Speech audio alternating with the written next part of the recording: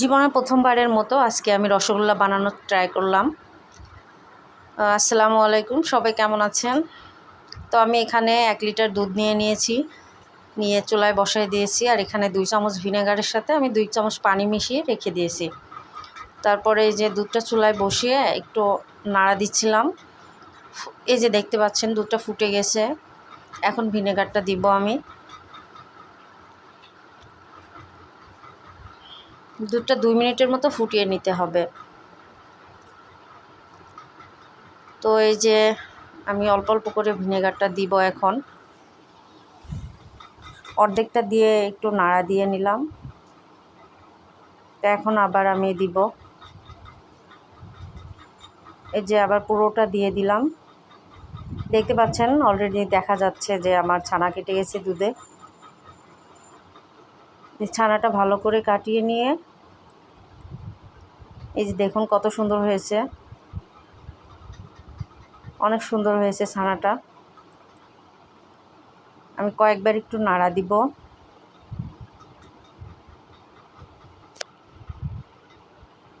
এই যে দেখুন কত সুন্দর হয়েছে। এবার আমি একটা পাতলা কাপড়ে ঢেলে নিয়ে তারপর ভালো করে আমি পানি দিয়ে এটা ধুয়ে এই যে চুলায় শিরা বসাই দিয়েছি। আমি একটা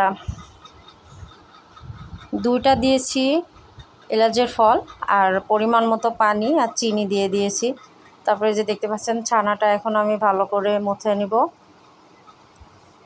ওখানে আমি দিয়েছিলাম 1 চামচ সুজি, 1 চামচ ময়দা আর একটু বেকিং পাউডার। তারপরে যে দেখতে পাচ্ছেন আমি অনেক সুন্দর করে মথে নিয়েছি। তারপরে যে পরিমাণ মতো আমি আমার মতো সাইজে আমি সুন্দর সুন্দর করে বানিয়ে নিয়েছি এগুলো ছোট ছোট গোল গোল করে। এখন আমার শিরাটা ফুটে গেলে তারপর আমি ওগুলো সব দিয়ে দিব। এই যে আমার শিরাটা ফুটে গেছে, এখন আমি সবগুলো দিয়ে দিয়েছি। এখন এগুলো আমি 10 মিনিট ঢেকে রাখবো। 10 মিনিট পরে আবার আসবো। এই যে দেখতে পাচ্ছেন 10 মিনিট পরে আমি দেখছি যে আমার সুন্দর হয়ে গেছে, মিষ্টিগুলো ফুলে ফুলে যাচ্ছে।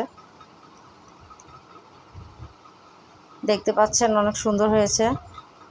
তো এটা সব মিলে আমি 30 মিনিট মতো জাল করে নিব।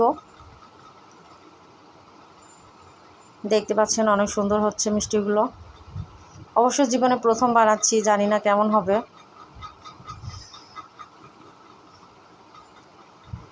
একটু সময় নিয়ে আমি এগুলো জাল করে নিব।